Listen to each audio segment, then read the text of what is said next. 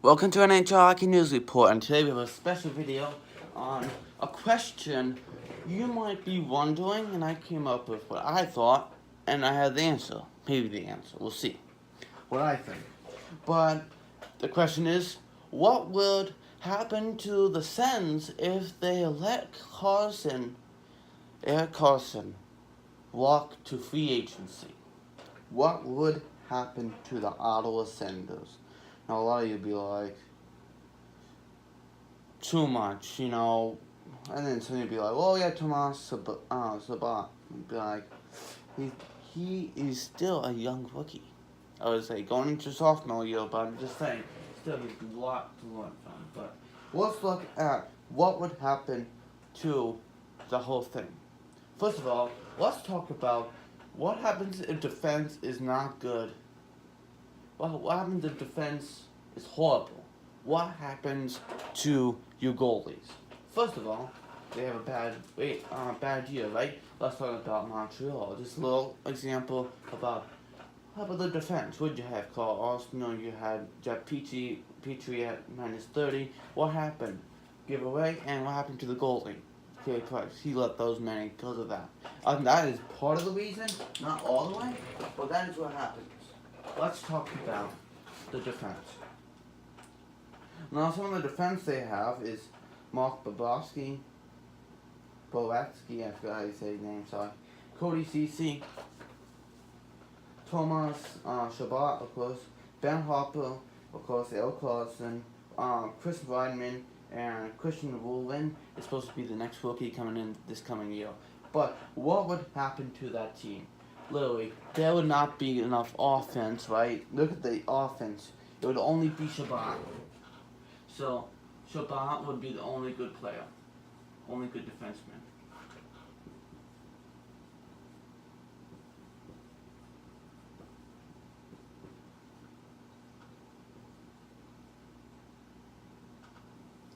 Now, are they going to keep on rebuilding through the season? That's my question. Are they going to say, well, let's even get rid of even more players and see if we can get maybe more draft picks, number 1 draft picks, see how much more we can get? That's another thing. Now, could Craig Anderson be better? What would happen to Craig Anderson?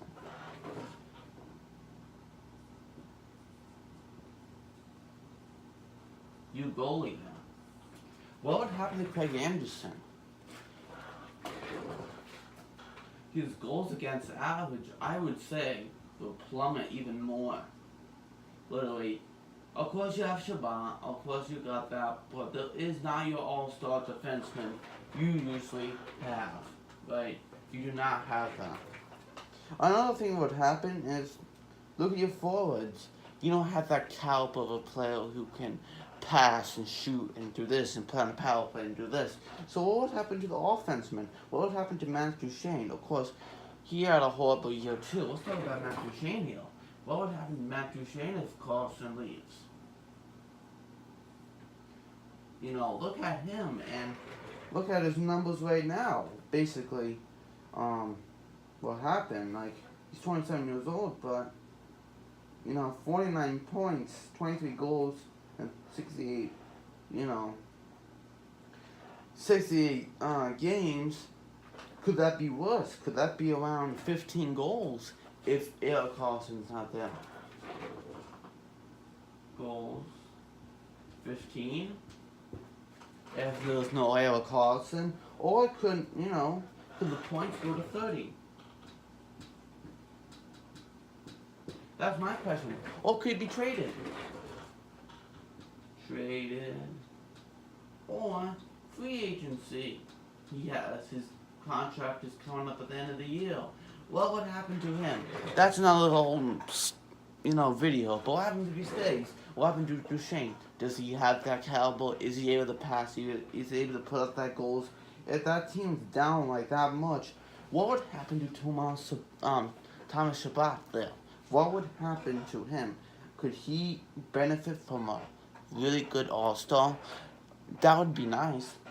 Literally, let's talk about Pavel Datsyuk. how did he become a good player? First of all, because he had that unique, he had good all-stars around. Of course, he's a forward, but he had Bruce Robitaille, he had Brett Hall, he had Eiserman, he had Lindstrom to be around. He had all those guys. And we don't have those guys. Of course, Sergei Fedorov and all them. And you have that inexperience, and you have those people on your team. How do you grow? You just kind of like, well, I don't know. I'll try to be the best person. How did Erik Karlsson grow? From who? Do you know? Right? Daniel Alfredson. There you go. You know what I mean? So that's what would happen to the team. And what would happen also with Brady Tkachuk? Would he be carrying the team too much? Sorry if I spell it wrong. I don't know how to spell sorry. Would he be carrying a team overload? Would be that guy that just put all these goals and be like kind of like a Carey Price that holds the team so much, and it just too much for him. That can happen too. To Brady Tkachuk. You know what I mean? A lot of things can happen without of course, without Erik Karlsson. Now, how about it's just the whole team will just fall apart. But if you don't get anything for it, that's what happened. You give up Erik Karlsson for nothing. It's basically like, I'll at least get like at least a 7th-round pick. No, I'm joking. But at least I'm just joking. That would never happen. That would just be stupid if they just let him go. At least trade him at the deadline or something. If you trade him at the deadline, this team right here might be even better. You get a first round, you get a prospect. Let's say if Vancouver traded for him. Not saying, sorry, Vancouver fans. Let's just give an example. What happens if they trade for him? Alright, so what happens if Erik Karlsson gets traded to Vancouver? This is an example. This is a trade rumor, don't worry. And they get what people say, Quinn Hughes. Let's see if they get Quinn Hughes. Another thing it could be with that could be Troy Stecher, right? Another young prospect, right? How do they get those two in the first round?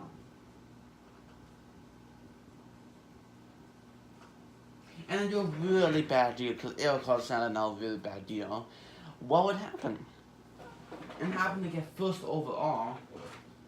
So how would they get Jack Hughes?